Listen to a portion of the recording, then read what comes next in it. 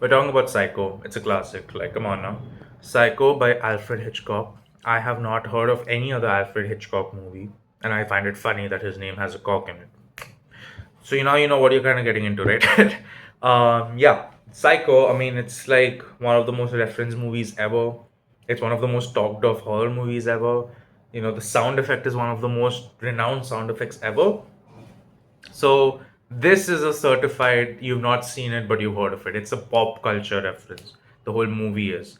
But I was like, I want it to be more than a reference. I want to know what happens in the movie. Because let's be honest, a lot of the pop culture movies end up not being that good. This is not one of them. This is actually a really good film. Now, it does have its moments where the age shows, where you're like, man, this shit kind of blows. It's not that good. But it's a really good film in the end. And I'm not someone who likes giving legacy points. I think a lot of people do that, where they're like, oh my god, this movie was not that good. But you have to understand, at the time when it came out, it was the best. And it's like, okay, but you have to understand, just because something started. So, okay, this set the landmark. You don't have to pretend that it can't be beaten. That's just stupid to me. But this movie is really good. And I'm happy it wasn't one of those cases where, yeah, this set up a precedent for a lot of movies to come, but it's kind of gotten lost in the shuffle with not being that good. This is still a pretty good movie. Like, even though I knew what the ending was because it's one of the most famous movies ever, and I knew what to expect, doesn't take away from the fact that it was actually a good film. Them killing off uh, spoiler territory. We're gonna get into the spoilers. Them killing off the main character within the first half of the film completely blew me off. That was the biggest twist for me. I was like, bitch, she's dead. And I was like, wow, that feels like even movie these days, they don't do such a thing. And this movie did it in 1960. That's a great thing to do. And see, this is where legacy points make sense, because when you do something unexpected, which isn't even been done those many times, as common as you think, and you did it back in 1960, like, come on. This movie is really good. It's a good murder mystery. Anthony Perkins, who plays Norman Bates. I I don't know why I thought I knew who Anthony Perkins was, and I was like, I've never seen this man. The last shot is iconic, of course. I have seen the clip, but I watched the full movie. Great performance. Very awkward. Very in character performance, where he's like fiddling, he's like talking awkwardly, he's like, oh yeah, like a very, he plays it just enough to be like this awkward dude who doesn't get enough social interaction, but also like there's something a bit more creepy about him, which is why you kind of don't want to talk to him. So I think Norman Bates is a very good character. I think Anthony Perkins plays him very well. Like, I wouldn't want to be in the same room as him, only because he just seems so strange, you know.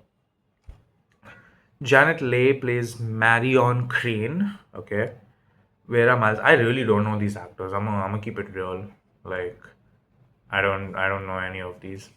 Sorry, I don't know any of these characters, right?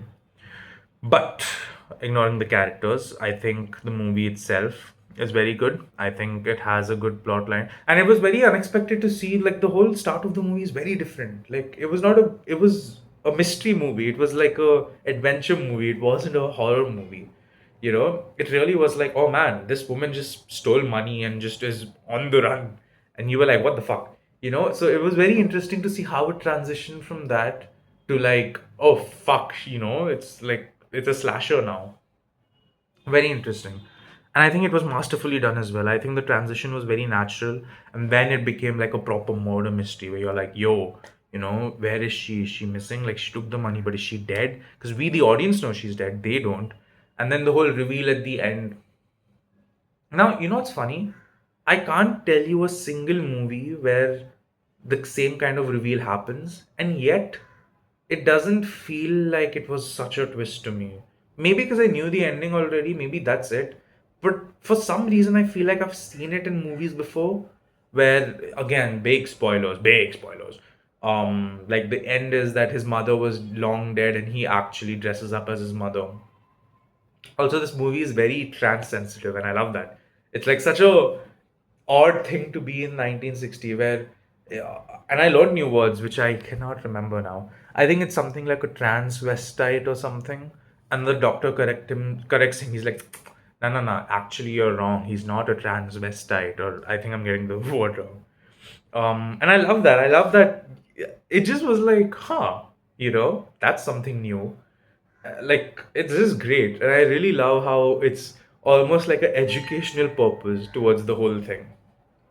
Fascinating, you know? But yeah, Psycho, pretty good. If I had to give it a rating, I would give it a 4 out of 5. It holds up, man. And see, that's the thing with these old movies. I don't like when people give them legacy points.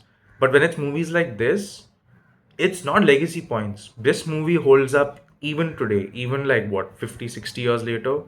This movie is incredible in its own right. Like, it doesn't have to be a classic for it to be a good film. This movie is a good film without the whole cult status or the pop culture status it has gained. It's a good film. That's gonna be it from me. If you have anything else you want to talk about Psycho, because I know this movie has a lot of fans. God, you guys are a bit crazy. But let me know what you guys liked about this film. Let me know what you didn't like about this film. Because I told you what I didn't like about it. The fact that it's a bit old and it feels a bit dragged and you're not that invested into the character. Like, I only really like Norman Bates and he's like the antagonist of the film.